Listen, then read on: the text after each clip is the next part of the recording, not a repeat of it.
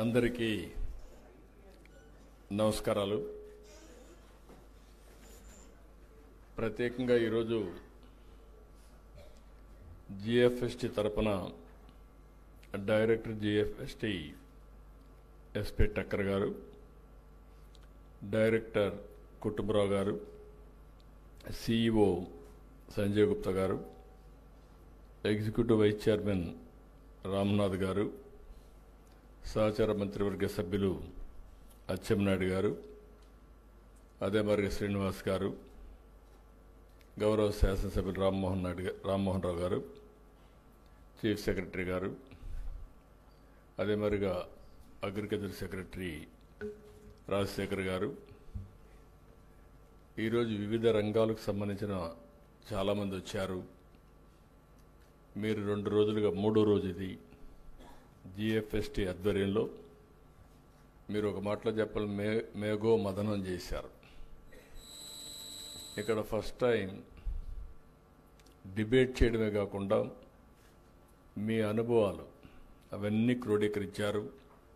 అవన్నీ క్రోడీకరించి live stock ఎట్టుండాలి, ఏ విధంగా ఉంటే లాభాలు వస్తాయి, ఏ విధంగా ఉంటే లాంగ్ టర్మ్లో సర్వైవ్ అవుతుంది, ఏ విధంగా మనం ముందుకు పోవాలనే విషయాలు మాట్లాడారు. దీనికి మనస్ఫూర్తిగా మీ అందరినీ అభినందిస్తున్నా. ధన్యవాదాలు, కంగ్రాచులేషన్స్. అదే సమయంలో జిఎఫ్ఎస్టి అది ఒక ఆలోచన. ఈరోజు వరల్డ్ ఎకనామిక్ ఫోరం ఉంది. వరల్డ్ ఎకనామిక్ ఫోరంకి ప్రపంచంలో అన్ని దేశాలు అక్కడికి వెళ్తున్నాయి. అక్కడికి వెళ్ళినప్పుడు నెట్వర్కింగ్, నాలెడ్జ్ షేరింగ్, అదే సమయంలో ఒకరినొకరు పరిచయాలు చేసుకోవడం కాకుండా ఎంఓయూలు చేసుకోవడం, ఇలాంటి అనేక కార్యక్రమాలు జరుగుతాయి. ఒకసారి అక్కడికి వెళ్తే అన్ని దేశాలు తిరిగే పని ఉండదు. మనం ఎవరిని కావాలంటే వాళ్ళని కలిసి మన బిజినెస్ ఒకసారి రెన్యూ చేసుకొని కొత్త విషయాలు నేర్చుకొని మనం వస్తూ ఉంటాం. అందుకే 95 నుంచి నేను ఎప్పుడూ చెప్తా ఉంటాను, ఒక విద్యార్థిగా నేను ఉంటాను, అనునిత్యం నేర్చుకుంటానని చెప్పాను. అదేవిధంగా ప్రతి సంవత్సరం కూడా వెళ్తాను. ఈ సంవత్సరం కూడా మళ్ళీ వెళ్ళొచ్చాను. దానివల్ల అనేక విషయాల్ని రెన్యూ చేసుకునే అవకాశం వస్తుంది. అయితే ఇక్కడ జిఎఫ్ఎస్టి అనేది మీరు చూస్తే ఈరోజు ఈ పేరే global forum for sustainable transformation. ఇది ఏదో ఒక ఆంధ్రప్రదేశ్కి కన్ఫైన్డ్ కావడం కాదు. ఇది ఒక ప్రూఫ్ ఆఫ్ కాన్సెప్ట్గా ఉండాలి. ఇది ఒక గ్లోబల్ ఫోరమ్గా ఉండాలి. ఈరోజు టెక్నాలజీ మెచ్యూర్ అయింది. దీన్ని ఏ విధంగా ఆలోచించాలో ఆలోచించి ఒక 5-6 సంవత్సరాల కంటే ముందు ఈ ఆర్గనైజేషన్ స్టార్ట్ చేశాం. ఇక్కడ డబ్బులు ముఖ్యం కాదు, టెక్నాలజీ ఈజ్ అవైలబుల్ నౌ. మొన్నటి వరకైతే మనం క్వాంటమ్ వ్యాలీ గురించి, క్వాంటమ్ కంప్యూటింగ్ గురించి మాట్లాడలేదు. హైదరాబాద్లో ఆ రోజు నేను స్టార్ట్ చేసింది ఐటెక్ సిటీ విత్ ఐటీతో స్టార్ట్ చేస్తే ఎగ్జాక్ట్గా 25 సంవత్సరాలు. ఈరోజు ప్రపంచంలో ఎక్కడికి పోయినా అక్కడ భారతీయులు ఉన్నారు, అందులో తెలుగు వాళ్ళు ఉన్నారు. హైయెస్ట్ పర్ క్యాపిటా ఇన్కమ్ సాధించిన ఏకైక వ్యక్తులు ఎవరంటే భారతీయులు అని చెప్పి కూడా నేను మీకు తెలియజేస్తున్నా. అమెరికాకు పోయినా, ఆస్ట్రేలియాకు పోయినా, ఎక్కడికి పోయినా అందులో 35% తెలుగు వాళ్ళు ఉన్నారు. దీనికి కారణం సింపుల్గా మీరు అందరూ ఆలోచిస్తే మనం ఆర్థిక సంస్కరణలు 91లో వచ్చాయి. అంతవరకు లైసెన్స్ రాజ్యం ఉండేది.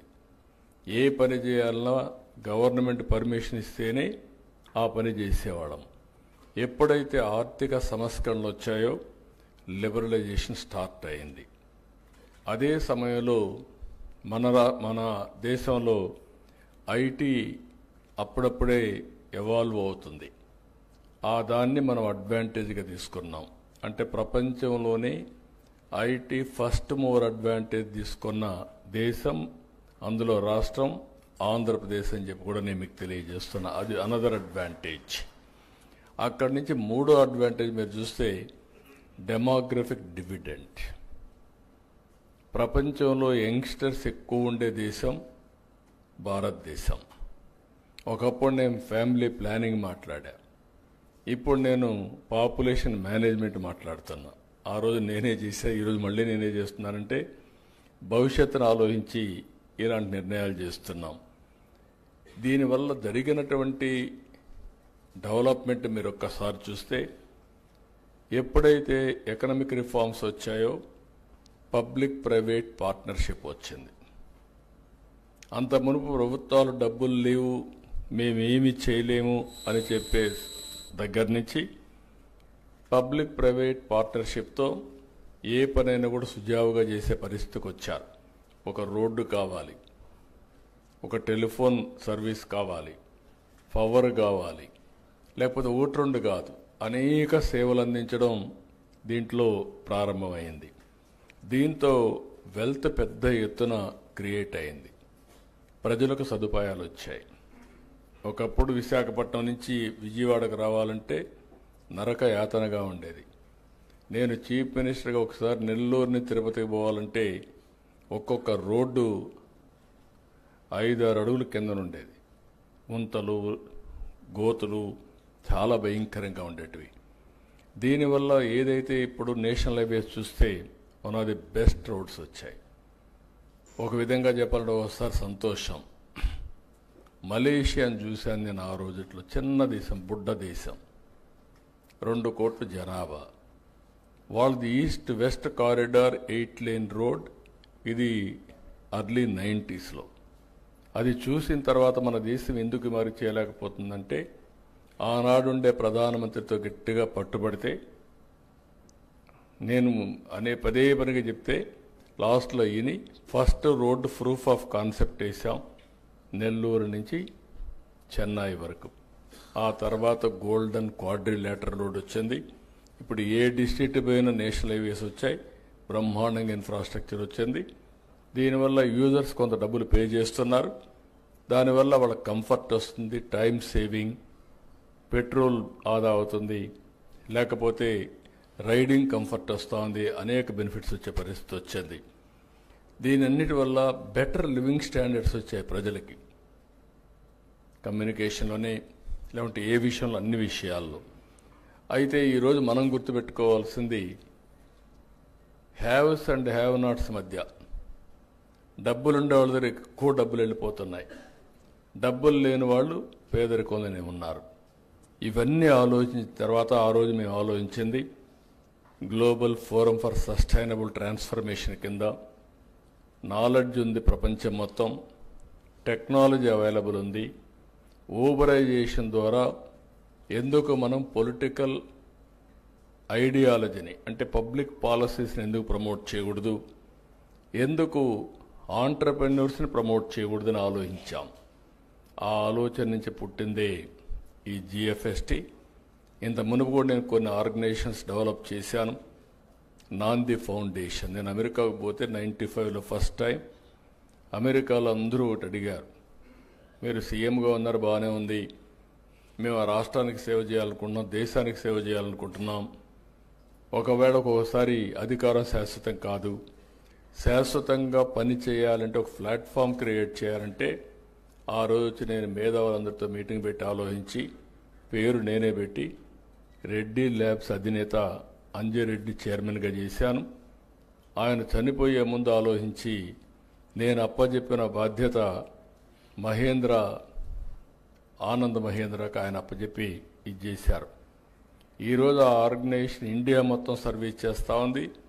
అరకు కాఫీని ప్రపంచం మొత్తం తీసుకువెళ్ళిన వ్యవస్థ నాంది ఫౌండేషన్ అని చెప్పి కూడా నేను మీకు తెలియజేస్తున్నా. ఈరోజు అరకు ప్రపంచం అంతా కూడా మీ పరిస్థితికి వచ్చింది.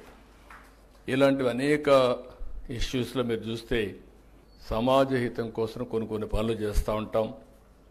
ఒకప్పుడు మీరు చూస్తే ఎన్టీ రామారావు గారి కళ ఒక క్యాన్సర్ హాస్పిటల్ ఉండాలని.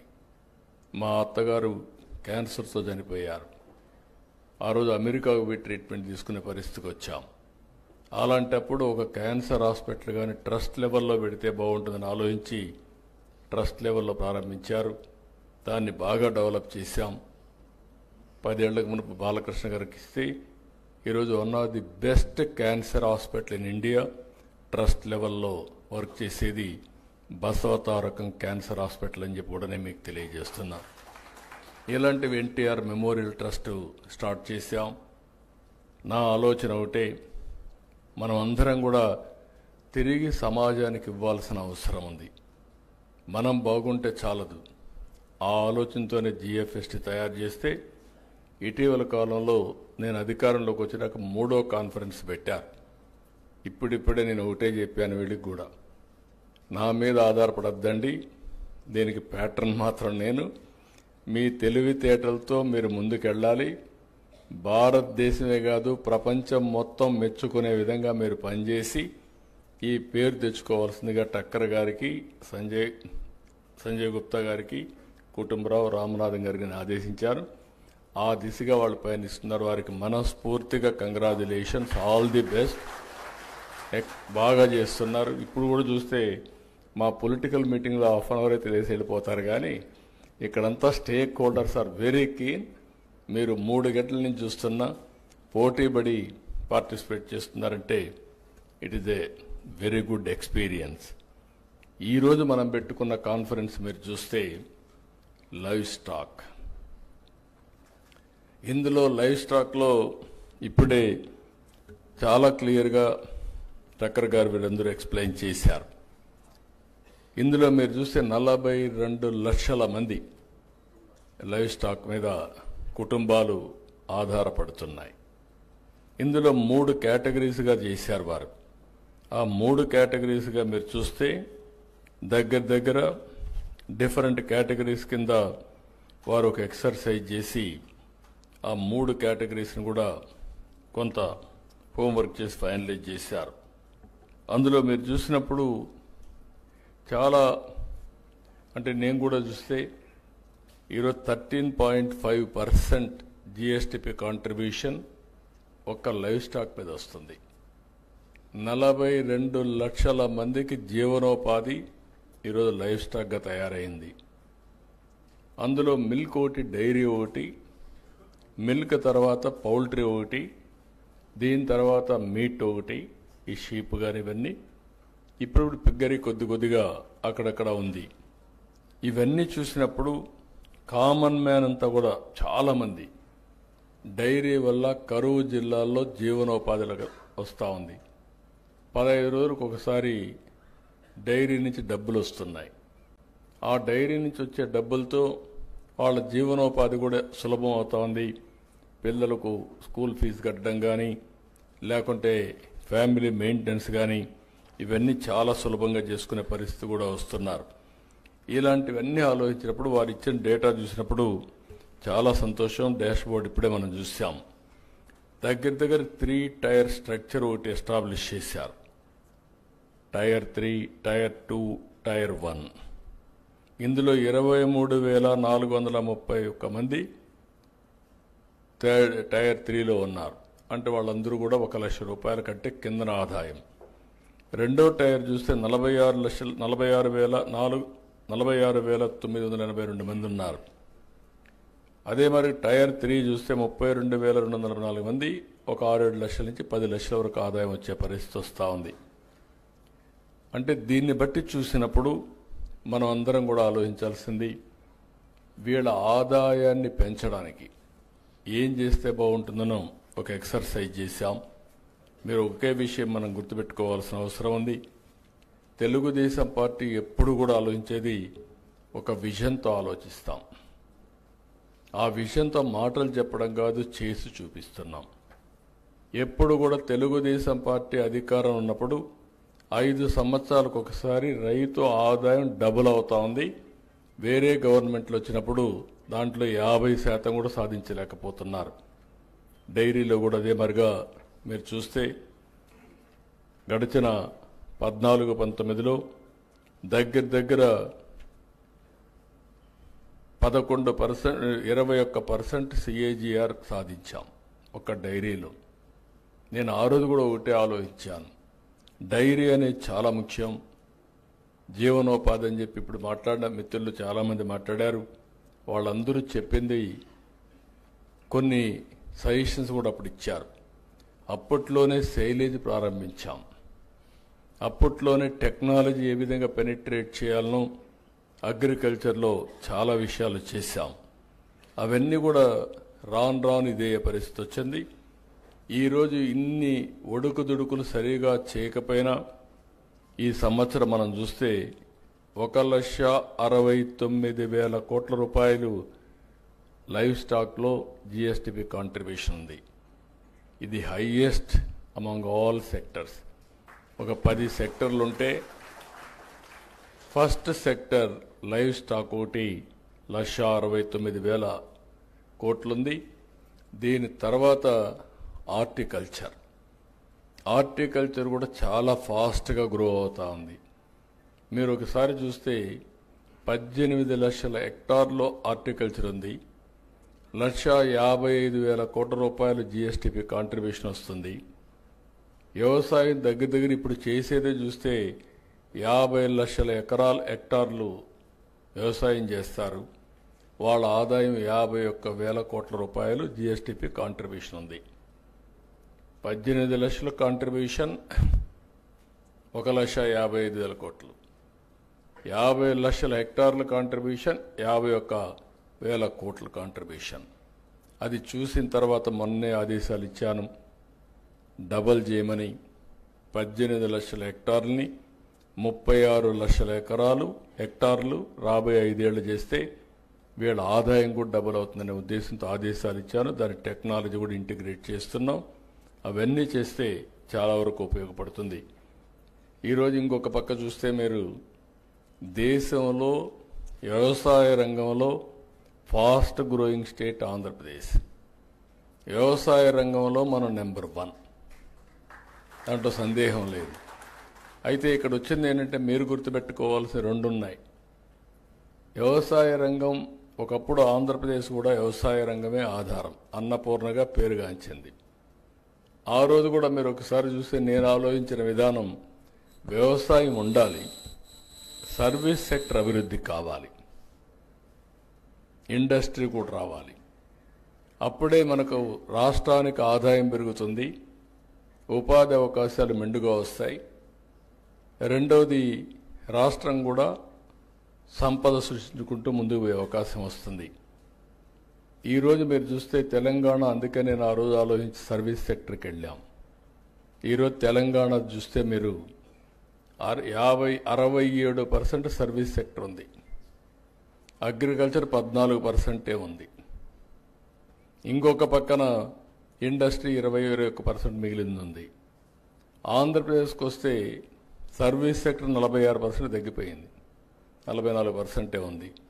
వ్యవసాయం చూస్తే 32%కి వెళ్ళింది. ఇంకొక పక్కన వ్యవసాయ రంగం బాగా ఉంటే అందరికి ఆదాయం వస్తుంది, అయితే రాష్ట్రానికి ఆదాయం ఎక్కువ రాదు. అది కూడా గుర్తుపెట్టుకోవాలా.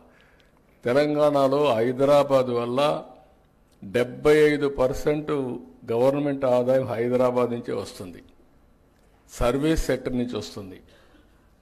జిఎస్టిపిలో రాష్ట్రంలో ఏ రాష్ట్రాలు మీరు చూస్తే వ్యవసాయ రాష్ట్రం మంది అయితే 6.3% ఆదాయం వస్తుంది. తెలంగాణ 9.3% జిఎస్టిపిలో ఆదాయం రాష్ట్రానికి వస్తుంది. ఎక్కువ డబ్బులు వస్తే ఎక్కువ పనులు చేయగలుగుతాం, తక్కువ డబ్బులు వస్తే చేయలేం.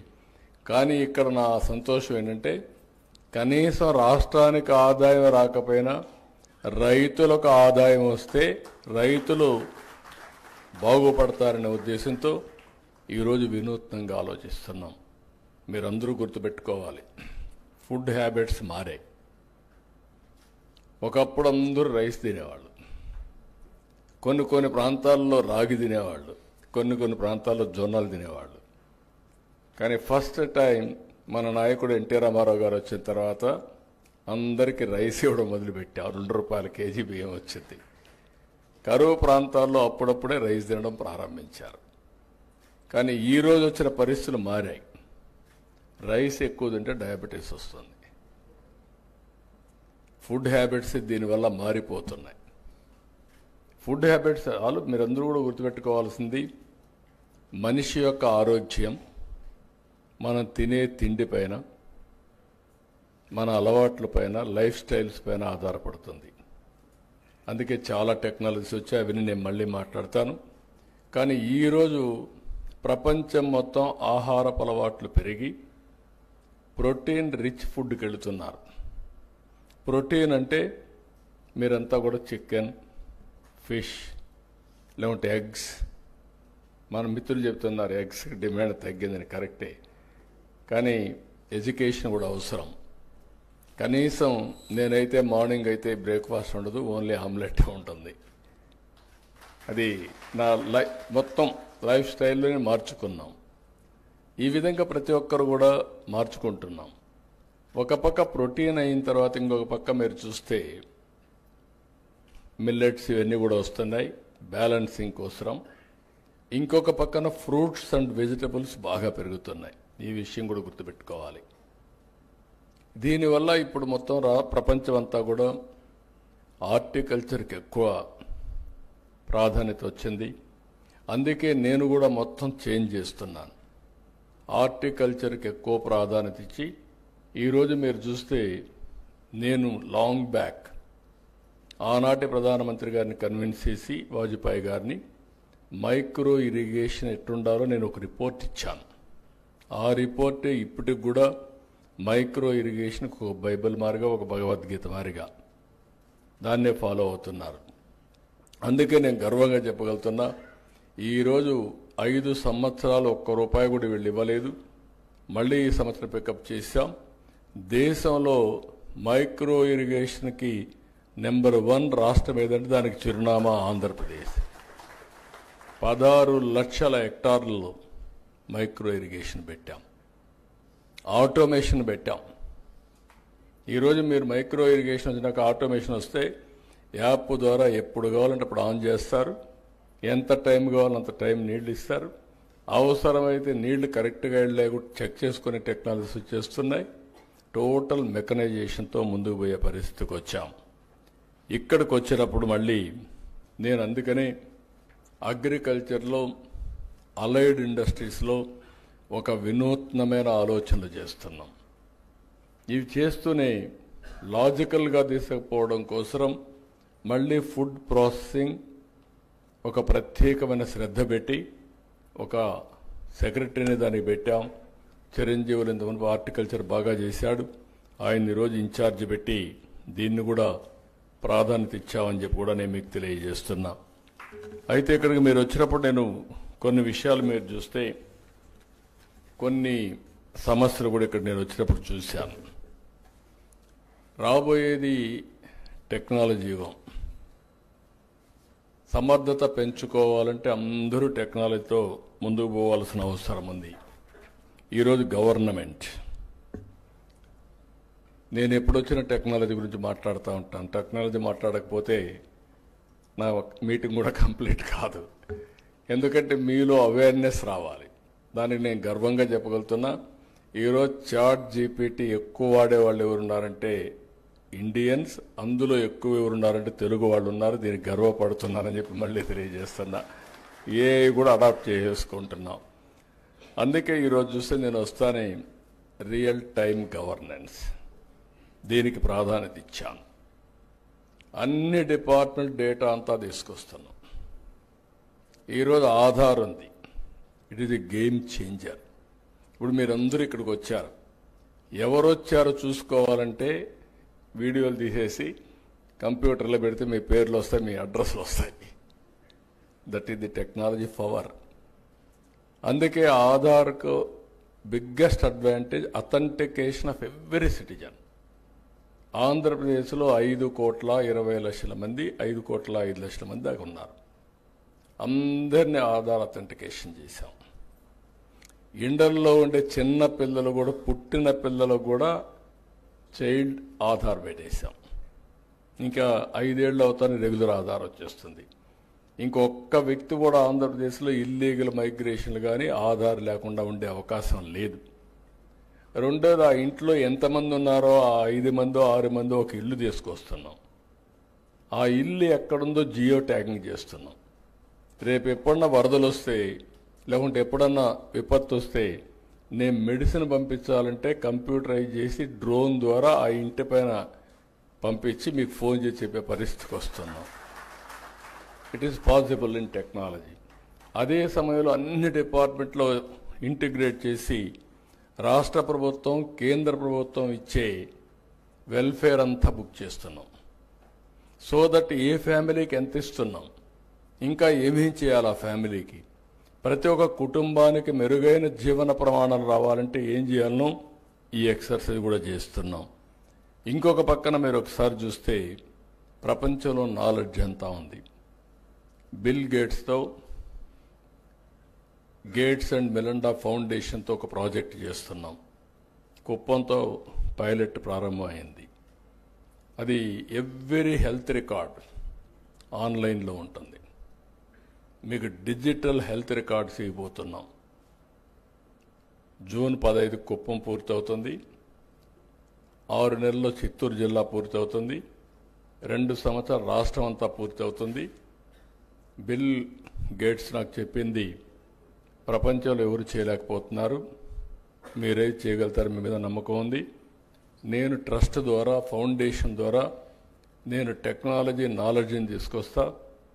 మీరు ప్రతి ఒక్కరి హెల్త్ ఏ విధంగా పోవాలో, preventive health, real time monitoring, curative, 3 కూడా కాస్ట్ ఎఫెక్టివ్గా ఎటు చేయాలో చేద్దామని చెప్పి రిక్వెస్ట్ చేశారు. ఈరోజు మీరు ఇక్కడ గుర్తుపెట్టుకోవాల్సింది, ఏఐతో ఆగలేదు. ఒకప్పుడు నేను ఏఐ మాట్లాడాను, ఇప్పుడు క్వాంటమ్ వ్యాలీకి వెళ్ళాను. క్వాంటమ్ కంప్యూటింగ్ అంటే సూపర్ కంప్యూటర్ కంటే ఇంకా ఫాస్ట్గా కంప్యూట్ చేసేది గేమ్ చేంజర్ క్వాంటమ్ కంప్యూటింగ్ అని చెప్పి నేను మీకు తెలియజేస్తున్నా. అదే మొన్న చెప్పాను ప్రధానమంత్రి గారు వచ్చినప్పుడు. వాజ్పేయి గారు ఉన్నప్పుడు హైటెక్ సిటీ ఐటీ, ఈరోజు మీ సమక్షంలో quantum valley with AI, this is a game changer అని చెప్పాను. మీరు కూడా గుర్తుపెట్టుకోవాల్సింది, మీరు చెప్పిన సమస్యలన్నీ కూడా రియల్ టైంలో పరిష్కారం అవుతాయి. భవిష్యత్తులో ఇంకా నాకు కొన్ని ఇబ్బందులు ఉన్నాయి, కానీ గవర్నమెంట్లో ఉండే వ్యక్తులందరినీ ఏకత్రాటిపైకి తేవాలన్నా, ఒక యూనిఫామ్గా అందరినీ పనిచేయించాలన్నా, లేకుంటే నేను అందుకే అప్పుడప్పుడు చెప్తూ ఉంటాను, మీరు కష్టపడద్దండి, స్మార్ట్గా పనిచేయండి అని. రెండోది, ఇష్టపడి పనిచేస్తే ఎప్పుడు కష్టం ఉండదు. కొంతమంది మా వాళ్ళందరికీ చెప్తా ఉంటే నేనేదో వాళ్ళ మీద ఒత్తిడి తీసి ఫీల్ అవుతున్నారు. ఇప్పుడు ఆల్ ఫైల్స్ ఆర్ ఆన్లైన్. ఒకసారి ఆన్లైన్లో వచ్చినాక ఎక్కడ పోతా ఉంటాడో ఒక 5 నిమిషాలు చూసేసి, ప్రైవేట్ వ్యక్తులు మీరెట్లా పనిచేస్తున్నారు, మా ఆఫీసులు కూడా మరి పనిచేసే రోజులు వచ్చేసాయి. ఏ వ్యక్తికి కూడా 5-10 గంట ఫైల్స్ ఉండవు. 10 ఫైల్స్ అయిపోతే ఒక అర్ధ గంట, గంటకు అయిపోతాయి. కాబట్టి ఒకప్పుడు నేను హైదరాబాద్లో ఫస్ట్ టైం ముఖ్యమంత్రి అయినప్పుడు చూశాను, ఫైల్ ఎక్కడుందో తెలియదు. ఒక సెక్రటరీ ఉంటాడు, జాయింట్ సెక్రటరీ ఎక్కడో ఉంటాడు, అసిస్టెంట్ సెక్రటరీ ఎక్కడో ఉంటాడు. ఆ రూములు పోతే ఏ ఫైలు కనపడదు, ఎత్తుక్కోవాలి. ఇప్పుడు ఏ బాధ లేదు, ఏ file, all files are online. Money ఖర్చు పెట్టడం ఆన్లైన్. ఇప్పుడు ఏ స్టేజ్కి వచ్చామంటే, రేపు రాబోయే రోజుల్లో అన్ని రాష్ట్రంలో ఎవ్రీవేర్ సెన్సార్స్ వచ్చేస్తున్నాయి, ఐఓటీ డివైస్ వచ్చేస్తున్నాయి, డ్రోన్స్ వచ్చేస్తున్నాయి. అదే సమయంలో సెటిలైట్ ఉంది, సీసీటీవీ కెమెరాస్ ఉన్నాయి, వేరబుల్స్ ఉన్నాయి. ఇప్పుడు నేను ఒక రింగ్ పెట్టుకున్నాను, అప్పుడప్పుడు చెప్తా ఉంటాను మీకు కూడా. ఇది ఇప్పుడు కాస్ట్లీ, రేపు రాబోయే రోజుల్లో బ్రేక్ త్రూ వస్తుంది. నిద్రలేదు చూస్తే బాడీ రెడీనెస్ తెలుస్తుంది, ఎంత నిద్రపోయామో క్వాలిటీ ఆఫ్ స్లీప్ తెలుస్తుంది. ఒకవేళ నిద్ర తక్కువ పోతే ఇంకొక హాఫ్ అన్ అవర్ పడుకొని బాడీని ఛార్జ్ చేసుకోవచ్చు మనం. ఆ రోజులు వచ్చేసాయి. ఎంత తిన్నామో మనం చూసుకొని గ్లూకోజ్ లెవెల్ చూసుకొని మీరు భోజనం చేసే రోజులు వచ్చాయి. గ్లూకోజ్ ఎక్కువ ఉంటే తగ్గించుకుంటే డయాబెటీస్ మెడిసిన్ తగ్గించుకోవచ్చు. అంటే మీ ఆరోగ్యం మన చేతుల్లో ఉంది. ఆ రోజులు వచ్చాయి. రేపు హాస్పిటల్కి పోయి ఇంటెన్సివ్ కేర్లో ఉండాల్సిన అవసరం లేదు. ఇంట్లో ఉంటే వేరబుల్స్ పెట్టుకుంటే హాస్పిటల్ నుంచి, కంట్రోల్ రూమ్ నుంచి వాళ్ళు మానిటర్ చేసి మిమ్మల్ని ఎప్పుడు కావాలంటే అప్పుడు లిఫ్ట్ చేసే పరిస్థితికి వస్తున్నారు. అంబులెన్స్లు రెడీగా ఉంటే హాఫ్ అన్ అవర్లో వెళ్ళిపోవచ్చు. ఇప్పుడు ఎయిర్ అంబులెన్స్ కూడా వచ్చేసే పరిస్థితికి వస్తున్నాయి. అంటే ఇక్కడ నేను అందుకనే ఇప్పుడు మీరు ఆలోచించాల్సింది, ఇప్పుడు మేము చేసుకోవచ్చే నిర్ణయం వల్ల అనేక మార్పులు తీసుకొస్తున్నాం. ఇటీవల కాలంలో మీరు చూస్తున్నారు, వాట్సాప్ గవర్నెన్స్ వచ్చింది. ఇప్పటికే 330 సర్వీసులు ఇస్తున్నాం. ఈ నెలలో 400 ఇస్తాం. రాబోయే రోజుల్లో 2 నెలల్లో 3 నెలల్లో 100% అన్ని సర్వీసులు మీరు ఏ ఆఫీసుకు పోయే పని లేకుండా. ఇప్పుడే ఒక మిత్రుడు ప్రజెంట్ చేశాడు, ఎట్లయితే అనిమల్ పౌల్ట్రీలో టెస్టింగ్ కోసం అని చెప్పి. మీరు గవర్నమెంట్లో ఊరికే మేము ఇచ్చిన నెంబర్ని ఇచ్చేసి మన మిత్ర హాయ్ అని మీకు ఏ పని చెప్పినా అది చేసి మళ్ళీ మీకు ఇన్ఫర్మేషన్ కానీ టెస్ట్ పంపించే పరిస్థితికి వస్తూ ఉంది. ఇట్ ఈజ్ ఏ ఇమాజినరీ వరల్డ్లో నివసిస్తున్నాం. ఈరోజు రాష్ట్రం మొత్తం నేను చెప్పినట్టన్నీ పెట్టిన తర్వాత air quality, air direction, temperature, humidity, rainfall, thunder bolts, లేకపోతే మీకు కావాల్సినటువంటి రిజర్వాయర్స్లో నీళ్లు, soil moisture, everything is available. 30 parameters ఆన్లైన్లో మీకోసం పెడతాం. అది చూసుకొని మీ యాక్టివిటీ మీరు స్టార్ట్ చేసే పరిస్థితి వస్తుంది. వ్యవసాయం చేయాలన్నా, ఎండలు ఎక్కువ ఉంటే మీ పర్యటన వాయిదా వేసుకోవాలన్నా, లేకపోతే హ్యూమిడిటీ ఎక్కువ ఉంటే మంచినీళ్ళు కూడా తీసుకుపోవడం, పక్కన ఉంటే బటర్ మిల్క్ తీసుకెళ్ళడం రోడ్ల మీదకి. అంటే వర్షం పడితే ముందుగానే చెప్పడం, వర్షం వస్తుంది చూసుకోమనడం. ఇలాంటివన్నీ వచ్చినప్పుడు దాన్ని ఏ విధంగా ఉపయోగించుకోవాలనో మీ మీద ఆధారపడుతుంది. అది ఆధారపడి చేసుకోగలిగితే మనం చాలా ఈజీగా ఉంటుందని చెప్పి కూడా నేను మీకు తెలియజేస్తున్నా. ఇక్కడికి వచ్చినప్పుడు మన మిత్రులు కొంతమంది బ్యూటిఫుల్గా గవర్నమెంట్ ఈజ్ వెరీ కీన్. ఒక పక్కన టెక్నాలజీ మొత్తం ఉపయోగిస్తాం, ఇంకొక పక్క గవర్నమెంట్ ఇచ్చే ఇన్సెంటివ్స్ అన్నీ కూడా చాలా పగడ్బందీగా ఇస్తాం. ఇంకొక పక్కన హ్యావ్స్ అండ్ హ్యావ్ నాట్స్ మధ్య వ్యత్యాసాలు తగ్గించడానికి ఆలోచిస్తాం. నేను ఎన్నోసార్లు చెప్పాను, ప్రతిరోజు ఉచితంగా ఇవ్వడం కాదు, చేప ఇవ్వడం కాదు, చేపను పట్టించే విధానం నేర్పించగలిగితే, ఆ సహాయం చేస్తే శాశ్వతంగా 10 మందికి మీరు సహాయం చేసే పరిస్థితి వస్తుంది. ఆ పరిస్థితికి నేను దోహదం చేస్తున్నానని చెప్పి కూడా నేను మీకు తెలియజేస్తున్నా. ఇప్పుడు ఇక్కడికి వచ్చినప్పుడు జిఎఫ్ఎస్టీ వండర్ఫుల్ వర్క్ చేశారు. రాబోయే రోజుల్లో కూడా ఇంకా ప్రభుత్వం, జిఎఫ్ఎస్టీ లాంటి సంస్థలు, పారిశ్రామికవేత్తలు, ఎవరైతే ఇప్పుడిప్పుడు వచ్చే అప్కమింగ్ ఆంటర్ప్రెన్యూర్ స్టార్టప్ కంపెనీస్ అన్నీ కలిస్తే మనం వండర్ చేసే పరిస్థితి వస్తుంది. ఇప్పుడే రాహుల్ గోదార్, ఆధార్ మారిగా గోదార్ తీసుకొచ్చారు. సక్సెస్ రేట్ వచ్చి 96% ఎక్యురసీ. ఆల్ ఎనిమల్స్ని మనం ఐడెంటిఫై చేయగలిగితే ఆటోమేటిక్గా ఎనిమల్ వారుగా, మనిషి వారుగా మనం ఎట్టయితే ప్లానింగ్ చేస్తున్నామో ఇప్పుడు ఎనిమల్ వారుగా మనం ప్లానింగ్ చేయడానికి చాలా ఈజీ అవుతుంది. ఇప్పుడే ఇంకొక పక్కన లైవ్ స్టాకిఫై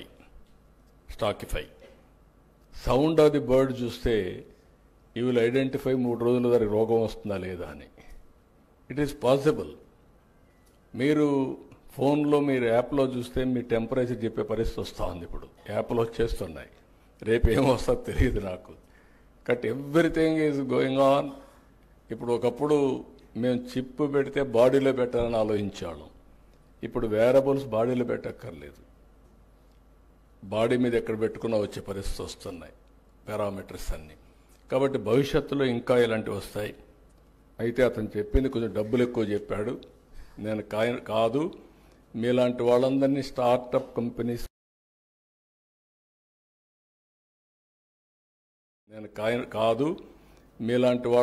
స్టార్టప్ కంపెనీస్ ప్రమోట్ చేయాలనే ఉద్దేశంతో వైబిలిటీ ఆంధ్రప్రదేశ్ గవర్నమెంట్ ఏంటంటే ఒక ప్రూఫ్ ఆఫ్ కాన్సెప్ట్కి మా దగ్గర డేటా ఉంది. ప్రభుత్వం వ్యవసాయ కూలీలు, రైతు కుటుంబంలో ఉండే పిల్లలు ఐటీ చేయాలి అని చెప్పాను. ఈరోజు ఐటీ చేశారు, చేస్తే వాళ్ళందరూ బ్రహ్మాండంగా పైకి వచ్చారు.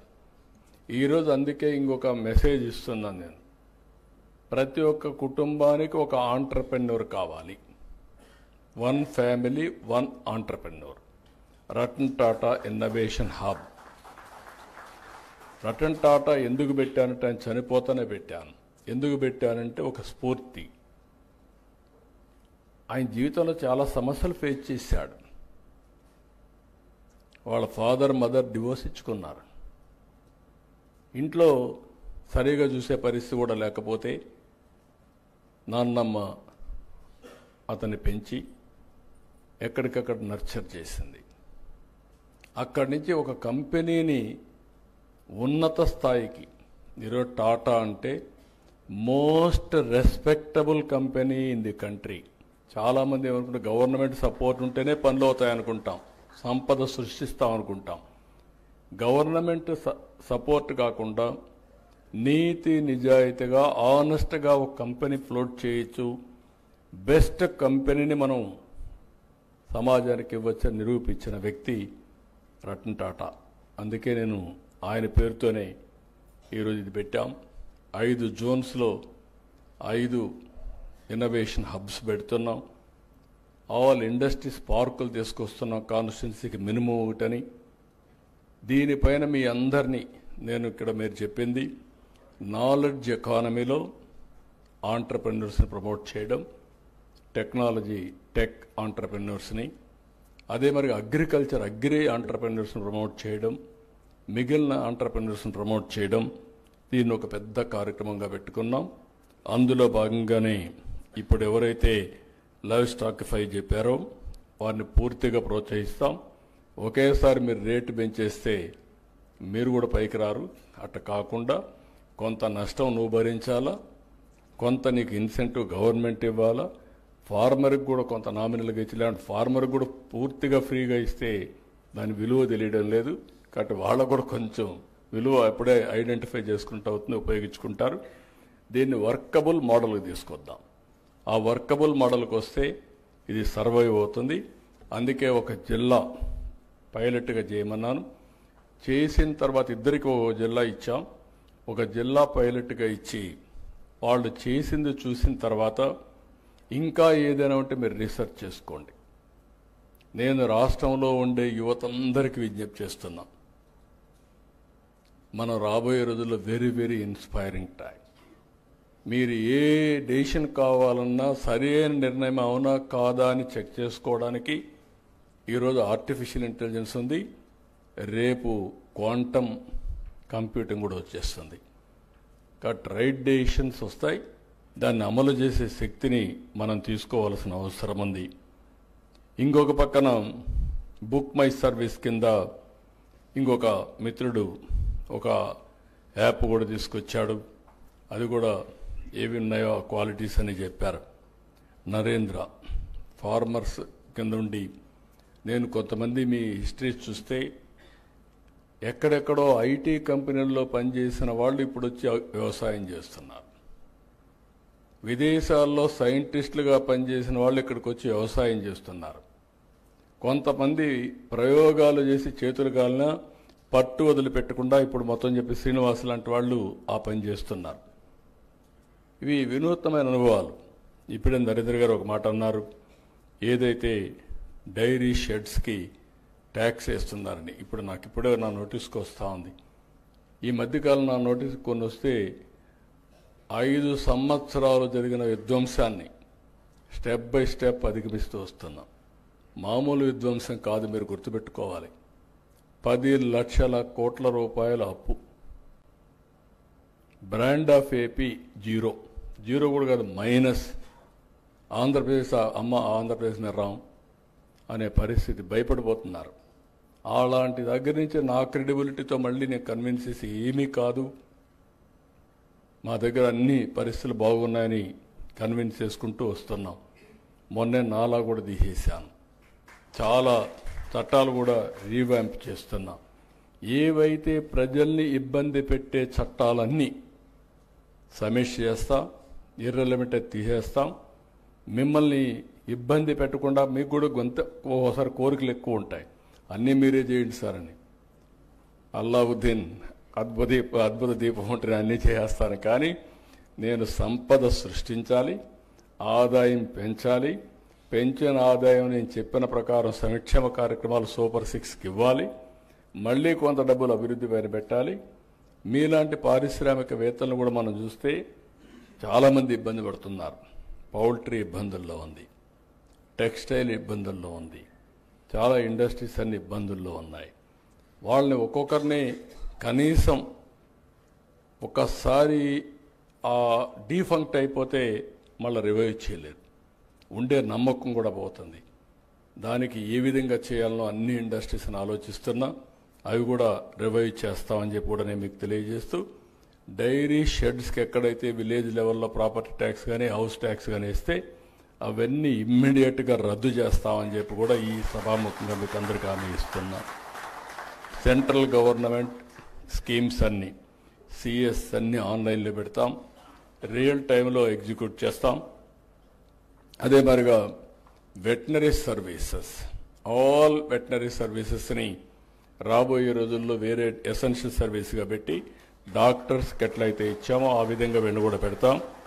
ఇంకొక పక్కన మొబైల్ అంబులెన్సెస్ ఒకసారి స్టడీ చేసుకుంటాం, ఎన్ని ఉన్నాయి, ఎంత అవసరం ఉంది, అవన్నీ వెటనరీ డిపార్ట్మెంట్ స్టడీ చేసి ఎంత అవసరమైతే అన్నీ అవసరమైతే మనం చేయలేకపోతే ప్రైవేట్కి కూడా ఇచ్చి నేను ఒక ఫైనాన్షియల్గా వర్కౌట్ చేసి రిక్వైర్మెంట్ ప్రకారం నీడ్ ప్రకారం మొబైల్ అంబులెన్సెస్ కూడా వెటనరీ అంబులెన్స్ పెట్టే బాధ్యత తీసుకుంటామని చెప్పి కూడా నేను మీకు తెలియజేస్తున్నా. ఇంకొక పక్కన నరేగా ఇంటిగ్రేట్ చేస్తున్నాం, 1/2 ఎకర్ వరకు ఇస్తున్నాం.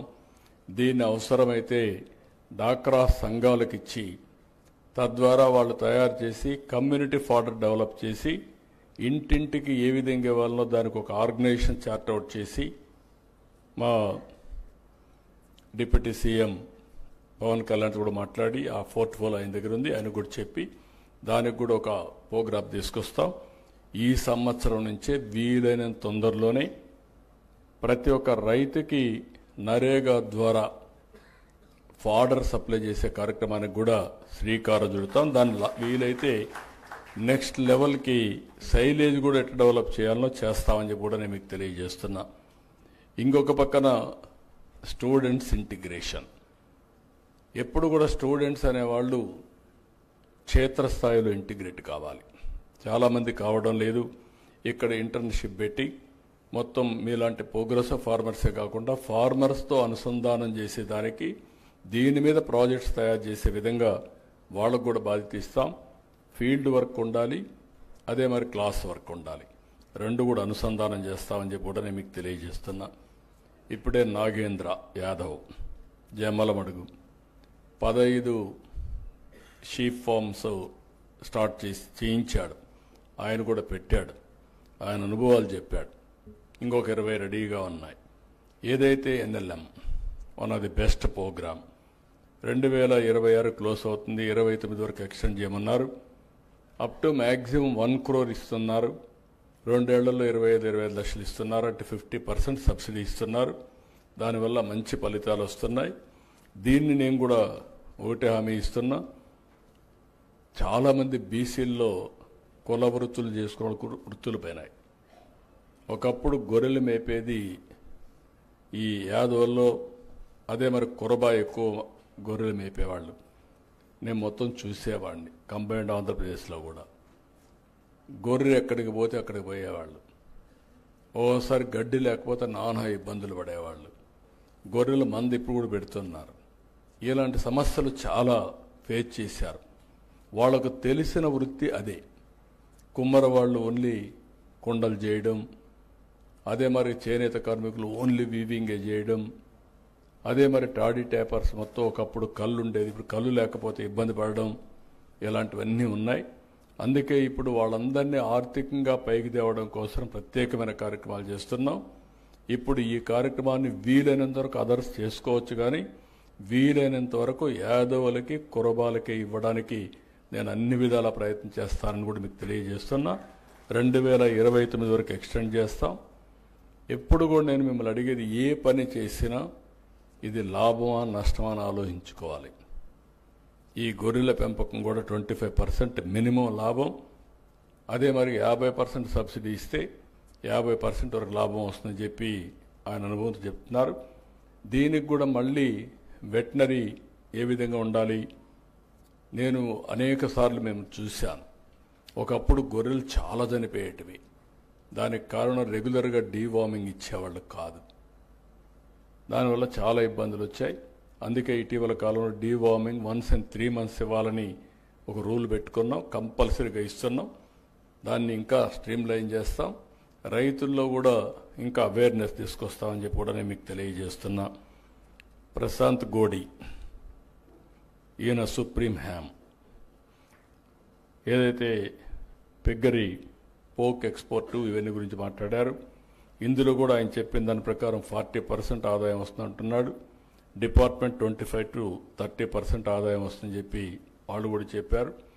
ఈ రెండు చూసిన తర్వాత ఇది ఒకప్పుడు కొన్ని కులాలు, దొమ్మర కులం అనుకుంటాను, వాళ్ళు ఈ యొక్క పిగ్స్ అన్ని పెంచే ఇది చేశారు. ఈ మధ్య వాళ్ళు కూడా పెద్దగా చేయడం లేదు.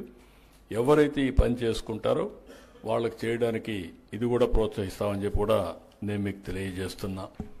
ఇంకొక పక్క ఓర్వకల్లో పాలకోవా, నేను ఎప్పుడూ వాళ్ళని సపోర్ట్ చేసేవాళ్ళని. డాక్రా సంఘాలని పారిశ్రామికవేత్తలు చేయాలని నా ఆలోచన. అందుకే ఆదాయం పెరిగే మార్గం చూడాలి. ఆదాయం పెరగాలంటే మనలో చైతన్యం ఉండాలనే ఉద్దేశంతో ఆ రోజు మాట్లాడి ఆ సొసైటీకి పాలకోవా ఇచ్చాను. కానీ వాళ్ళు కొంతవరకు చేశారు, ఇప్పుడు ఆగిపోయింది. మళ్ళీ అన్ని వసతులు ఏర్పాటు చేసి ప్రత్యేకమైన శ్రద్ధ పెట్టి రోడ్డు కావాలని రోడ్డు ఇమీడియట్గా ఇస్తాం. ఎంఎస్ఎంఈ రిజిస్ట్రేషన్ కూడా చేస్తాం. ఇంకొక పక్క సైలేజ్ అవన్నీ కావాలని అవన్నీ ఇచ్చి వాళ్ళని ఒక పరిశ్రమ కింద ఏ విధంగా చేయాలో చేసి మార్కెటింగ్ కూడా ఎస్టాబ్లిష్ చేస్తామని చెప్పి కూడా నేను మీకు తెలియజేస్తున్నా. ఇకపోతే పౌల్ట్రీ, సెటిలైట్ ల్యాబ్స్ కావాలని, బయోసెక్యూరిటీది కొంత డిస్కషన్ ఉంది. కానీ దాన్ని ఏ విధంగా చేయాలని మీరు కూడా ఆలోచించాల్సిన అవసరం ఉంది. నాలా అయితే తీసేసాం, ఎలాంటి ఫెసిలిటీస్ అన్ని ఇస్తాం. అదే సమయంలో ఊర్లలో సెంటర్లో ఉన్నప్పుడు ఊరంతా కూడా అబ్జెక్షన్ చేసే పరిస్థితి ఉంటారు.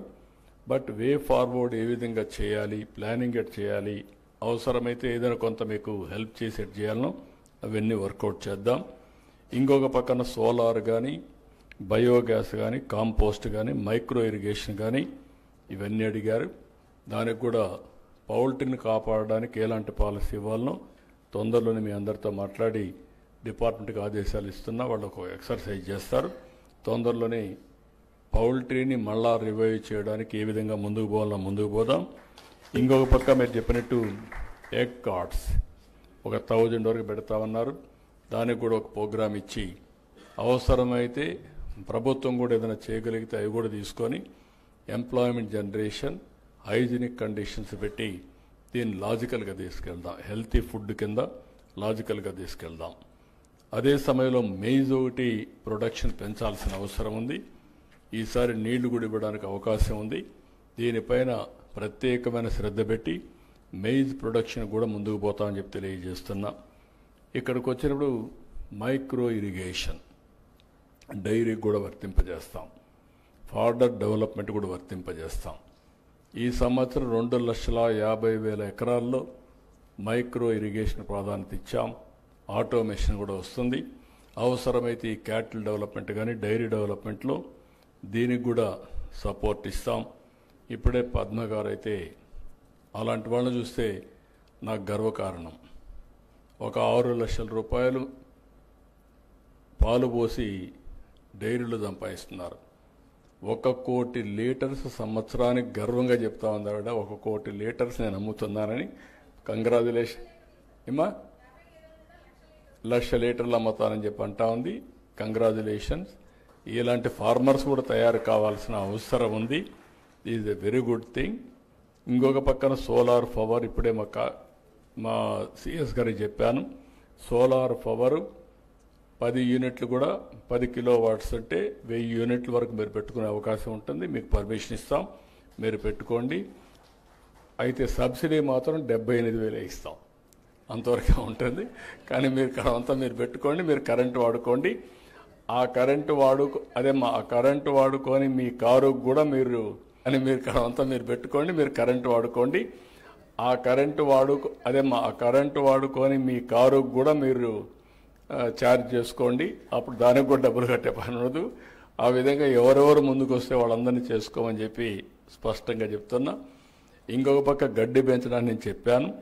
ఇంకొక పక్కన మీకు అందరికీ మెషినరీ కూడా ఇవన్నీ ఎట్లా డెవలప్ చేయాలని చేసి ఈవెన్ ఆడవాళ్ళు కూడా ఈజీగా గ్రాస్ కట్ చేయడం కానీ లేకుంటే దాన్ని మళ్ళా పీసెస్ కట్ చేయాలంటే అవన్నీ కటింగ్ మెషిన్స్ కానీ ఇవన్నీ పెట్టి నెక్స్ట్ లెవెల్ సైలేజ్కి ఎట్లా పోతామని చెప్పి కూడా నేను మీకు తెలియజేస్తున్నా.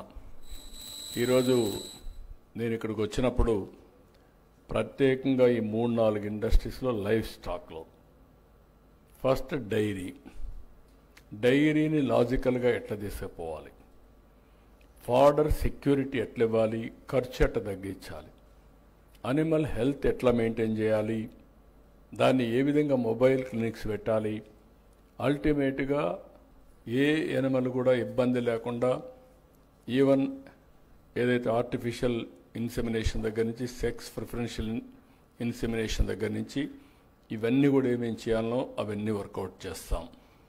అదే సమయంలో ఫాడర్లో డీసెంట్రలైజేషన్, ఊర్లోనే ఒక డాక్రా సంఘానికి ఇచ్చి ఒక 10 ఎకరాలు 15 ఎకరాలు ఫాడర్ డెవలప్ చేసి దాంట్లో వాళ్ళకు కూడా 10 రూపాయలు ఉపాధి కలిగి వాళ్ళు ఇంటింటికి ఎత్తకపోయి అందరికి ఇచ్చే పరిస్థితి తీసుకొస్తాం. అదే మరి కాన్సన్ట్రేట్ ఫాడర్ ఉంటే ఫీడ్ ఉంటే అది కూడా సప్లై చేస్తాం. ఎట్లా చేయాలో అవన్నీ కూడా వర్కౌట్ చేస్తాం. ఇంకొక పక్కన మిషన్ మిల్కింగ్ కూడా ప్రతి ఒక్క ఇంట్లో ఈజీగా చేయడానికి ఇప్పుడు రాను ఇది యాక్టివిటీ పెరుగుతుంది. పెరిగినప్పుడు కొంతమంది పశువులు పెంచుకోగలుగుతున్నారు కానీ మెషిన్ మిల్కింగ్ ప్రాబ్లం ఉంది, దాన్ని కూడా ఇంట్రడ్యూస్ చేస్తాం. అనుకో గ్రూప్ పెడితే ఒక 20-30 ఎనిమల్స్ ఉంటే వాళ్ళే పిండేస్తారు, అప్పుడు నేరుగా వచ్చి డైరీ వాళ్ళు తీసుకెళ్తారు. సో దట్ ఇవన్నీ ఆర్గనైజ్డ్ సెక్టర్లో వస్తే ఎండ్ టు ఎండ్ సొల్యూషన్స్ వస్తే చాలా ఈజీ అవుతాయి. దానివల్ల మనకందరికి కూడా లైఫ్ ఈజీ అవుతుందని చెప్పి నేను మీకు తెలియజేసుకుంటూ ఈ వర్క్షాప్ వల్ల చాలా వరకు క్లారిటీ వచ్చింది మనస్ఫూర్తిగా. అందుకే నేను అన్నీ రాసుకున్నాను, మళ్ళీ ముందు నేను మర్చిపోకూడదు. నేను ఇప్పుడు అన్నీ చెప్పాను. మా వాళ్ళు మళ్ళా ట్రాన్స్మిషన్ లాసెస్ లేకుండా ఆ ఫైల్ నాకు పెట్టి ఆ ఫైల్ అమలు చేసే బాధ్యత, లాస్ట్ మైల్లో మళ్ళీ బెనిఫిట్ వచ్చే బాధ్యత మీరు తీసుకోవాల్సిన అవసరం ఉంది. It is a continuous process. ఇక్కడ బ్యాంకులకు కూడా చెప్తున్నా, మీ డబ్బులు కూడా ఏ సెక్టర్ ఎక్కువ జిఎస్టిపి కాంట్రిబ్యూషన్ ఉందో, ఏ సెక్టర్లో ఎక్కువ మంది పేదవాళ్ళు ఆధారపడుతున్నారో అలాంటివన్నీ కూడా ఇంటిగ్రేట్ చేయాలి. నేను అందుకే ఒక మాట చెప్పాను, P4 public private peoples partnership. ఇది ఒక గేమ్ చేంజర్ కాబోతుంది. P3 wealth creation, P4 poor people empowerment. ఈరోజు సంపద అనేది కొంతమందికే పరిమితం అవడం కరెక్ట్ కాదు. నేను 24 గంటలు పనిచేసేది డబ్బులుండవడం కోసం కాదు, సమాజం కోసం. ఆ సమాజం కోసం పనిచేసినప్పుడు ఈరోజు కొంతమంది 100 బిలియన్ 200 బిలియన్ మాట్లాడుతున్నారు. పేదవాడు మాత్రం 100 రూపాయలు కూడా రోజుకు రాని పరిస్థితి ఉంది. అలాంటప్పుడు వాళ్ళని ఏ విధంగా పైకి తేవాలి? ఈ $100 బిలియన్ వచ్చే వ్యక్తులందరం కూడా ఆలోచించుకోవాల్సింది. ఎవరైనా సరే సమాజం మనకిచ్చింది, తిరిగి సమాజానికి ఇవ్వాల్సిన బాధ్యత మనందరిపైన ఉంది. మీరేమనుకుంటున్నారు? ఆయనకు ఓట్లు వేశారు కాబట్టి ఆయన బాధ్యత, మేము డబ్బులు సంపాదించాం పర్వాలేదు అది మా కష్టం అనుకుంటున్నారు. కరెక్ట్ కాదు. నేను ఇక్కడున్నా, మీరు ఆ స్థాయిలో ఉన్న సమాజంలో ఉండే అవకాశాలే కారణం. ఆ సమాజంలో ఉండే అవకాశాలు కొంతమంది అందిపుచ్చుకున్నాం, మనకు అదృష్టం కలిసి వచ్చింది, ఈ స్థాయికి వచ్చాం. తిరిగి లాస్ట్ మైల్లో ఉండడానికి సహాయం చేయాలి. అందుకే నేను పెట్టిన కార్యక్రమం కూడా మీరు చూస్తే హై నెట్వర్త్ ఇండివిజువల్స్ 10%, లాస్ట్ మైల్లో ఉండే 20% అడాప్ట్ చేసుకోవాలి. పీపుల్ యాజ్ క్యాపిటల్, ప్రజలే మనకు ఆస్తి. అది అనుకొని మీరు చేయగలిగితే వాళ్ళ స్కిల్ డెవలప్మెంట్, లేకుంటే వాళ్ళ పిల్లల చదువు. ఒకప్పుడు నేను చెప్పాను, మీ పిల్లల్ని బాగా చదివించమన్నాను, చదివించారు. చదివించిన వాళ్ళందరూ కూడా ఈరోజు ఐటీ చేసి బ్రహ్మాండంగా డబ్బులు సంపాదిస్తున్నారు, ఇంటికి డబ్బులు పంపిస్తున్నారు. ఈరోజు నేను తీసుకున్న కార్యక్రమం చాలా స్పష్టంగా తీసుకున్నా. 20 లక్షల కుటుంబాలు టు స్టార్ట్ విత్. ఇది ఒకసారి జీరో పావర్టీ అంటే పేదరికం లేకుండా చేయడమే కాదు, ఆర్థిక అసమానతలు తగ్గిస్తూ అందరి జీవన ప్రమాణాలు పెంచుతూ ఆర్థిక వ్యత్యాసాలు తగ్గించడం నా జీవిత ఆశయంగా ఎంపిక చేసుకున్నాను. అది చేసే వరకు పనిచేస్తా. ఇది పార్టీ సిద్ధాంతంగా కూడా ముందుకు తీసుకుపోతాం. అందులో దగ్గరగా ఉండే ప్రోగ్రామే లైవ్ స్టాక్. 42 లక్షల మంది పేద కుటుంబాలు, నిరుపేద కుటుంబాలు దీని మీద ఆధారపడుతున్నాయి. వాళ్ళ ఆదాయాన్ని పెంచడానికి ఏమేం చేయాలో అవన్నీ చేస్తామని చెప్పి తెలియజేసుకుంటూ మరొకసారి జిఎఫ్ఎస్టీ ఫోకస్ అప్రోచ్ తీసుకొచ్చి, ఇప్పుడు చాలామంది కొంతమంది వచ్చారు, నేను మాట్లాడాను, ఇంకా టెక్నాలజీ స్టార్టప్ కంపెనీస్ రావాలి. యూస్ కేసెస్ మీరు తయారు చేయాలి. సమాజంలో చాలా సమస్యలు ఉన్నాయి. టెక్నాలజీ వల్ల ఏదైనా పరిష్కారం చేయడానికి సాధ్యం. అది అనునిత్యం పరిశోధన జరగాలి, ఇంప్రూవ్మెంట్ జరగాలి.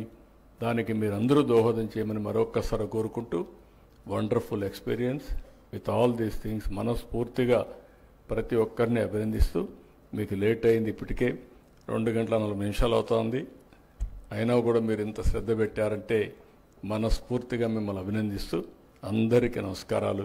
జై Hind. Thank you sir, thank you so